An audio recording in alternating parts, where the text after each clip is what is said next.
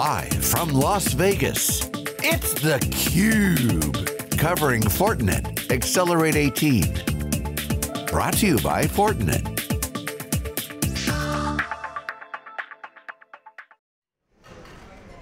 Welcome back to theCUBE's continuing coverage of Fortinet Accelerate 2018.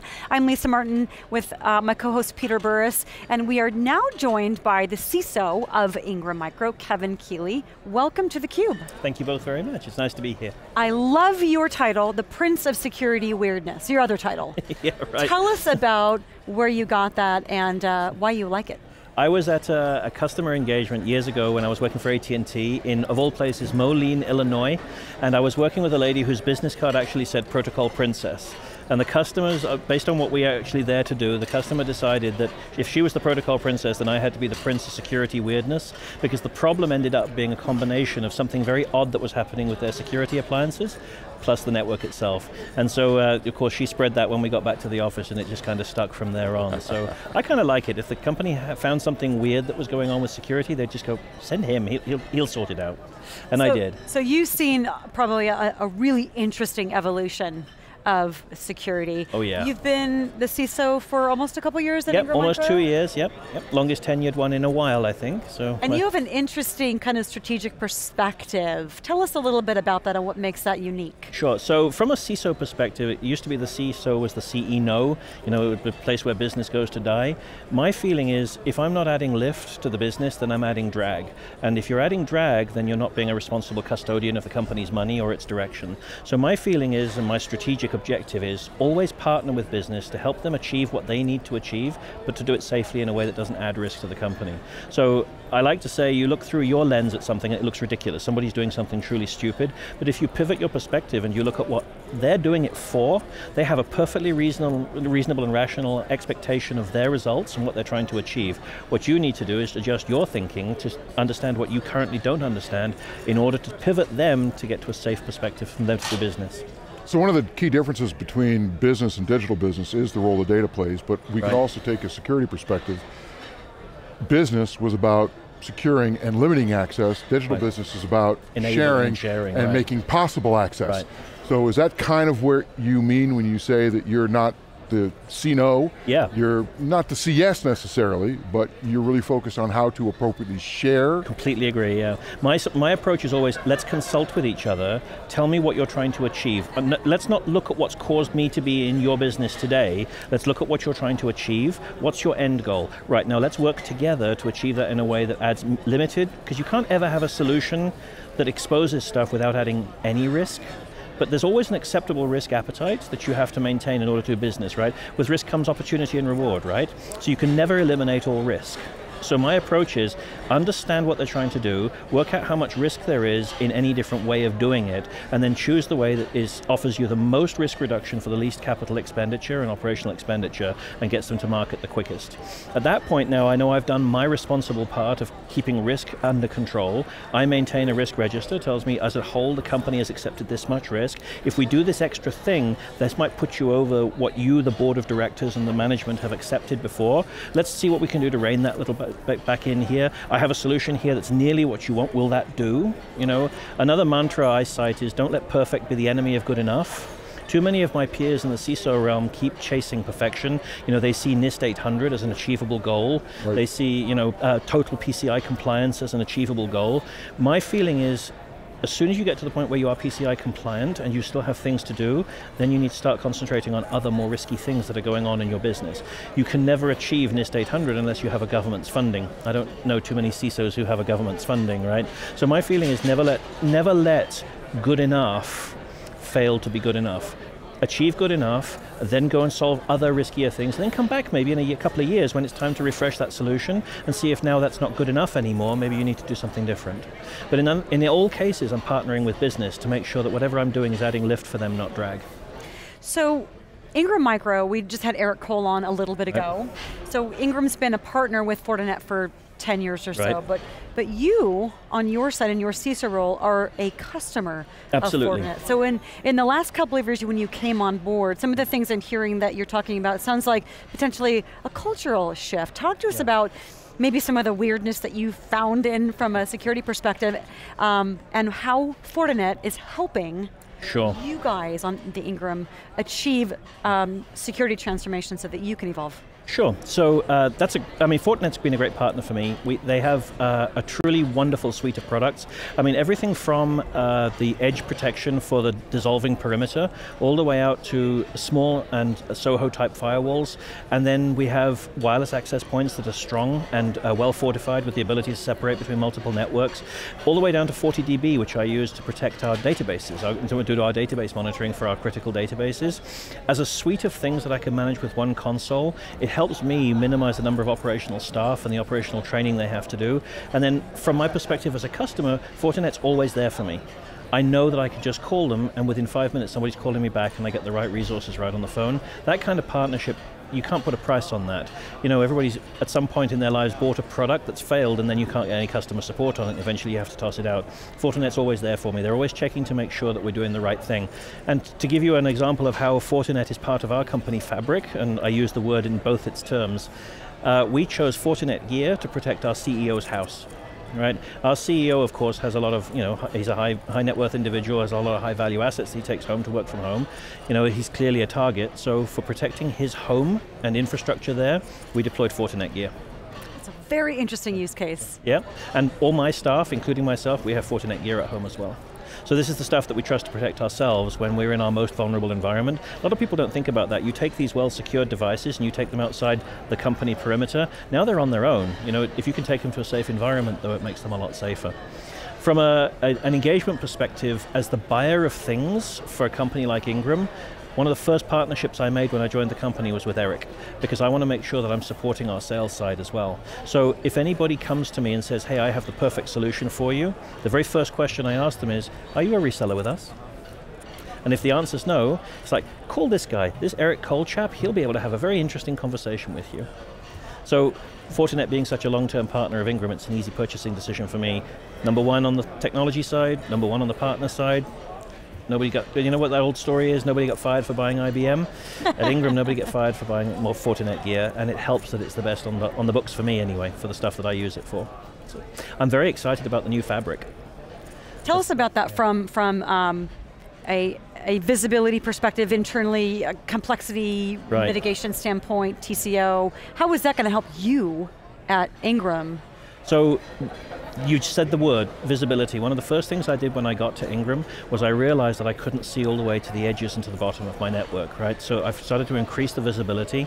With a combination of the Fortinet product suite, I think I'll be able to get the edge-to-edge, top-to-bottom visibility, and I'm really excited about the web-based CASB solution. Because what I really don't want to do, and one of the talks this morning at the keynote was talking about it, is the vendor pile of different things that have to be managed, all the different people we have to get training from, all the currency that you have to maintain. If I can manage it all through one console, and I only have to train my staff in one suite of products, that makes the overall work that they do that much simpler to execute. And I love the concept of being able to make those contextual rules. If this device is in this class, then don't let it go over to this data that's in this class. That's so simple to describe, and I love the fact that you can then orchestrate that deployment. So as we go to a virtualized environment and we roll into cloud and so on, being able to push a policy like that and being able to push that context is going to be so exciting for me. One of the challenges of integration is that you get dependencies. Yes. So as a CISO and you start looking at a fabric, and as you said, it's a very rich fabric, and it does a lot of work. How do you ensure that you don't find, because if there's a vulnerability inside the fabric, then the whole fabric gets affected. So what is that trade-off between integration and dependency for you? So that's a great question. Back in 1998-99, I was at AT&T during it became known as the Great Frame Relay outage that AT&T had. Many people will remember that. Not to laugh at you. Do you remember it though? I do remember it. And the cause of that was the company was entirely Cisco on the backbone, and I was one of the engineers that was there trying to fix it all. And Cisco had a self-deploying patch protocol where you drop a patch onto a device and it would automatically push the patch to all its neighboring devices and so on. Well, you drop the patch on this device, it would push the patch to all its neighbors, and then it would crash and reboot. but it had already had time to push the patch to all its neighbors. So one by one, every single router and switch in the entire network received a patch and then crashed and rebooted. And that became a 3-week problem known as the Great Frame Relay Outage of 1998. So at that point, our then CISO, Edward Amoroso, he decided that we wanted vendor diversity in our network. And at AT&T at the time, then we went to Cisco on the edge, Juniper in the core. And the reason was we wanted the network to be able to stay up and routing even if we had a problem on the edge. And of course, automatic patch push protocol was disabled. From my perspective, I think there's a fine line to be managed here. Southwest Airlines has made a very concrete and a very risky, but turns out it's worked out for them right now, decision. All their aircraft are Boeing 737s. So they only have to train their maintenance staff to maintain one airplane. All their pilots can fly all their airplanes. My brother's a pilot for them, yes. Right? Yeah. All of them are 737s. But if the FAA grounds 737s, all of Southwest is out of business for the duration of the flying ban, right? So Southwest has decided they don't need vendor diversity across their fleet. I know they bought Allegiant and that's got a number of Boeing aircraft. However, from the perspective of their original business plan, all 737s, because they now have very, very well-defined TCO. From my perspective, I think there's a line to be drawn here, but Fortinet has me covered. They have their APIs. They work with the other vendors. So if I have a SIM or a log manager or something like Splunk deployed, they already have that partnership in place. It means they can manage the data within the device as though it's my own data, as though it's within the Fortinet fabric, and that then keeps me happy. Because then I get the benefits of the additional features perhaps that I would get from a Splunk rather than a Fortinet tool, but I also get the vendor diversity that's there. See, Splunk for me is not just a security tool, it's a BI tool, and there are many other groups that are leveraging the capabilities that it has. So for me, if I went to something like the Fortinet SIM, that would be a very selfish solution. It would be just a security thing. That's not really partnering with business. My investment in Splunk, I've got 6 other groups within the company leveraging it, and I just invited a 7th one in today. Now those people are all using Splunk for their own things. I'm footing the bill for them so they get all of this BI for free. That's been a real big win for me because I'm now known as the guy that's providing stuff that the company can actually use. That's a very powerful position to be in as the CISO, because when I come asking for something that normally they would have said no to, all I have to do is remind them, hey, you know you're using my Splunk solution? Well now, would you mind helping me out? I need you to do this thing with your laptops in your organization. And they're much more receptive because they know of me as a partner. So would you say one of the things we were talking about a number of times today, Peter, with guests is getting, how does a CISO get this, or maybe it's enable the balance at the speed at which a business needs to transform digitally to be profitable and grow and compete and manage that with risk. Where do you think that you are on getting that balance? It sounds like there's a lot of collaboration within what you've been able to achieve. So there's a couple of rules that I go with. The first is I go and meet the business leaders and introduce myself. And I say, I know you may have heard this before, but this time I mean it. I'm here to help. Tell me what your pain points are. How can I help you, right? And that's a very powerful question. I always try to end every meeting with, how can I help you? Right? If you end the meeting with that question, that last memory they have of you will be, you were offering to help last time I saw you, I'm willing to give you another audience. And then it's by action. Like my Splunk investment. I invested in it, and now other people are using it. I'm showing by my actions that I'm actually not just all talk, right? And other people have noticed, they would come to one of my predecessors and say, hey, I want to do X, and they would be told straight out no. My answer is always, okay, how are you planning to do it? Something brought you here today, let's talk about it. And then when they show me how they're planning to do it, it's like, you know what? I see opportunity here. You guys could do it in 3 fewer steps and add significantly less risk if you just let me help you in this area, and then we do it this way, and we use this tool that I've already bought and you don't have to pay for. Now all of a sudden they got a yes, it's already through, it's through architecture review, they've got the solution in place, but I get the logs, and I get to put my own encryption solution in, or whatever else it is, and I get to absorb the risk for the company. And again, it's all by actions too. You know, if you make sure that you never say the word no, so if people say no because, try to change it to yes and by pivoting the conversation that way, all of a sudden people aren't arguing with you, they're trying to sell you something, and when somebody's trying to sell you something and you're buying it, now you've got the upper hand, right? So now I'm the buyer, right? It's like, yeah, sure, let's buy it, but let's do it like this.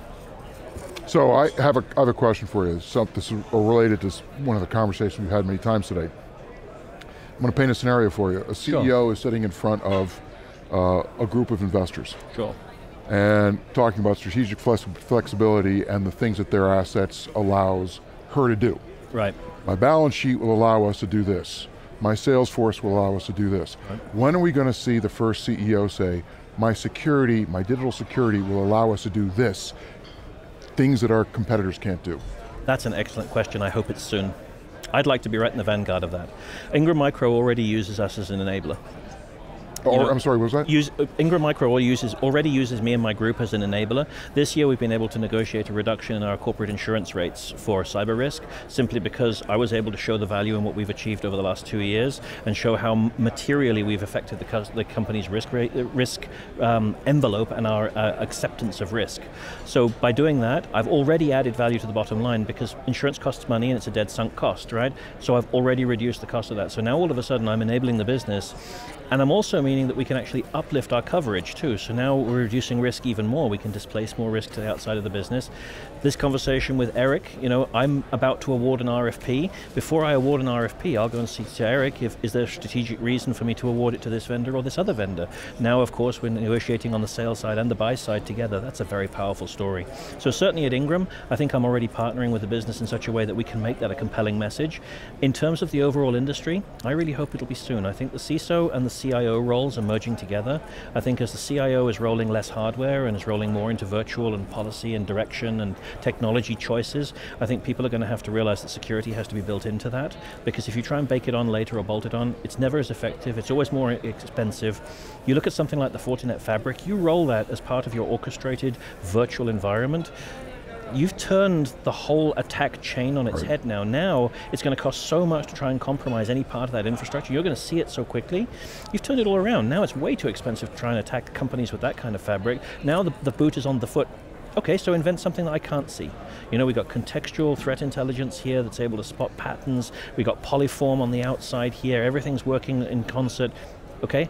So you're not worried about being put out of a job anytime soon? No, I think sadly this job is around for a while. I used to joke that it was Bill Gates and his company that provided us with permanent job security. Now it's the cyber criminals. I tell you what though, today the simplest attacks are still the ones that work. It's phishing, phishing, phishing, phishing, phishing. People clicking on links. Human beings. Human beings are always easier to hack than computers. So you've given us, last question as we have a minute or so left, you've given us a great perspective of the impact that you've been able to make using Fortinet as on the customer side. You talk to a lot of partners in Ingram's ecosystem. How do you impart your wisdom and your expertise on the partners from that enablement side so that they can go and talk to customers and really share best practices from the CISO suite? So again, I partner with Eric's CyberSecurity Advisory Committee, where he has a number of our key security partners who come along, and for the 2 years running now, I've participated, I've spoken, I spend 2 days with those folks, I'll answer any question they have, I'll spend the evenings with them, we'll have a beer together, and I'll do a panel, I'll have discussions just like this with them, and share with them some of the things that I've done with the company that have worked, and some of the things that haven't worked out quite so well. No holds barred. I'm a big believer in herd immunity. It's that old joke, you don't want to be the fastest antelope, but you sure as hell don't want to be the slowest one either, right? So from my perspective, the more of us that share that kind of intel, the easier things will be as we go forward, because together as a herd, we will be more immune. So from my perspective, even if it's a competitor CISO, I'll still sit down and have a coffee with them and chat with them, and it'll be very much open kimono, because I feel like we can never share enough of this intelligence with each other. We're not seeking to gain a competitive advantage individually, we're seeking to make the field and the companies, and if you like, the white hats, less vulnerable, and I think that's a compelling value message. And I notice your clothes, I guess you're an All Blacks fan. Well, being South African, I have to be Springboks, but I was such a sad day when Jonah Lomu died. That was such a sad day. I got to meet him once, and he was a mountain of a man, but such a gentleman. So yeah, that was good. But yes, rugby is definitely my sport, so thank you. Well, Kevin, thank you so much for stopping by theCUBE and sharing your insights, what you've been able to achieve on the consumer side, or consuming Fortinet's technology, and what you're able to impart on your partners. We wish you great success in 2018, and we'll look forward to having you back on the show. That sounds great. Thank you very much. Thanks for having me. It's been a great pleasure. Excellent. Thanks. And we want to thank you for watching theCUBE from Fortinet Accelerate 2018. I'm Lisa Martin with my co-host Peter Burris. After the short break, we will be right back.